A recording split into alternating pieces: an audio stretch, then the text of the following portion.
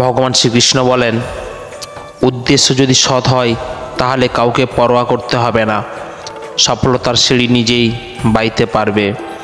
ভগবান বলেছেন, তুমি জীবনে কতটা খুশি সেটা বড় কথা নয়, তোমার জন্য কতজন খুশি হয়েছে সেটাই বড় কথা। সময় দেখে নয়, সময় দিয়ে ভালোবাসতে শেখো। কলহের উপর বিজয় পাওয়ার ক্ষেত্রে, মৌনতার ক্ষেত্রে বড় কোনো অস্ত্র তো নেই। ধার্মিকতার সাহিত্য অল্প ভালো, অন্যায়ের সাহিত্য প্রস্তুত করার ভালো নয়। বিনাশের পূর্বে অহংকার, পতনের পূর্বে মনের গর্ব। যে শুধু নিজের ভালো চায় সে কুজন, যে আপনজনদের ভালো চায় সে সুজন, আর যে সবসময় ভালো চায় তিনি মহানজন।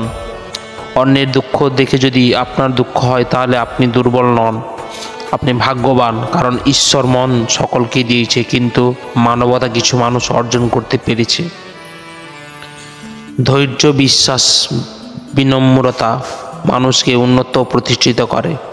অহংকার ও প্রতারণা মানুষকে ধ্বংসের পথে নিয়ে যায়। যদা যদা হি ধর্মস্য গ্লানি ভবতি ভারত অভ্যুত্থানম ধর্মস্য তদাত্মানং সৃজম্যহম পরিত্রাণায় সাধুনাং বিনাশায় চ দুষ্কৃতম ধর্ম সংস্থাপনায় সম্ভবামি যুগে যুগে। তুমি কতটা নিশ্চিত, তুমি দেখতে কেমন, তোমার কত টাকা আছে, এই সব কিছু চায় আসে না।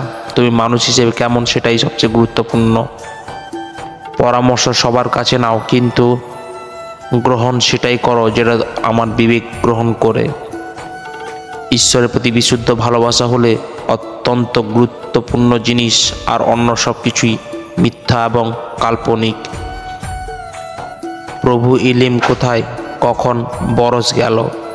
একদিন একজন ভগবানকে জিজ্ঞাসা করল, তুমি সেই জিনিসটা আমাকে তখনই কেন দাও না যখন আমি চাই?